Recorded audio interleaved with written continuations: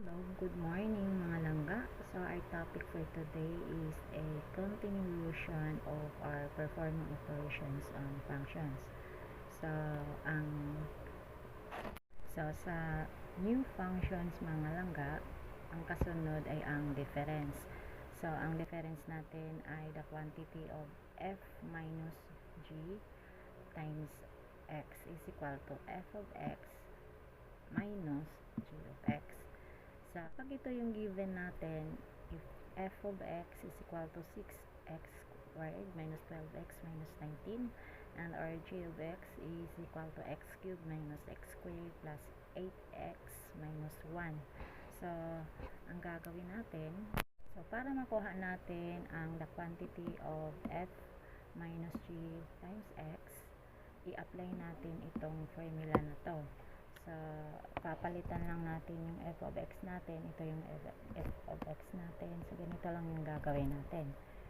Isulat natin yung value ng f of x. So, which is equal to 6x squared minus 12x minus 19. So, kasi ito ay isang subtraction. So, minus x cubed minus x squared plus 8x minus 1. So, lagay natin ito sa loob ng parentheses. At ang kasunod natin gawin, kasi ito ay subtraction, so apply na muna natin yung rules ng subtraction of integers.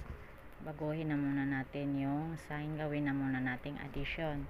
So, itong 6x squared minus 12x minus 19, kukopyahin lang natin yan. Tapos yung subtraction dito, gawin nating addition.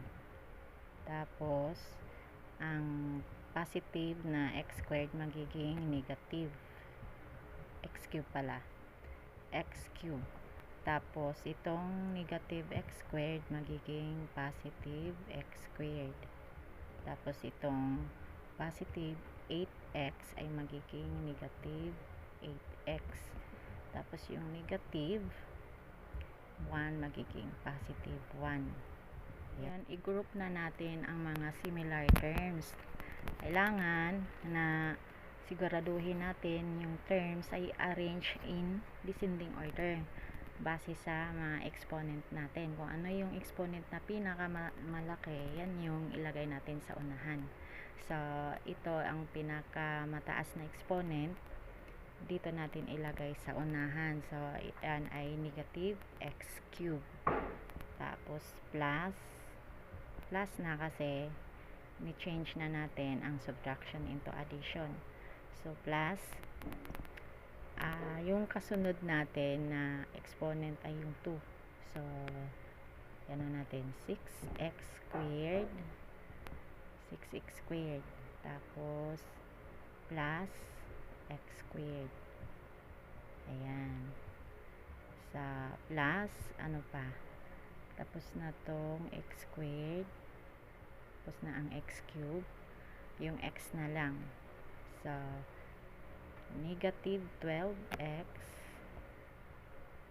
tapos negative 8x, tapos ang last natin ay negative 19 plus 1. Yan.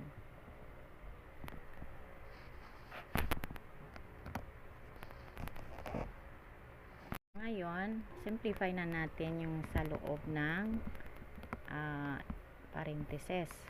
So, ang x cube, negative x cube, wala naman yung partner, just bring down. Plus, ang 6x squared plus x squared, meron tayong ditong 1 as imaginary number.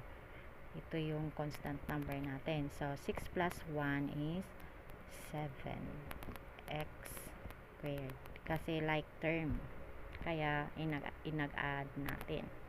Sa dito, ito ay like terms.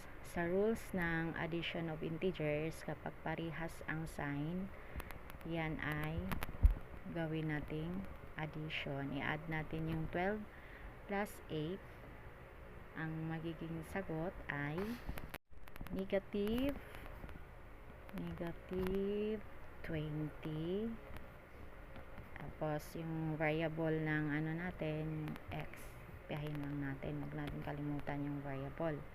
Tapos dito naman tayo, unlike sign yung negative 19 plus positive 1. So ang gagawin natin dyan, yan ay isubtract natin, kasi sa rules ng integers, kapag unlike sign, subtract the number.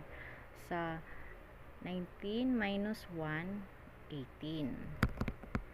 So, ang mas malaking sign natin ay yung 19, kasi mas malaki ang 19 sa 1. So, gayahin natin yung sign ng 19, which is negative.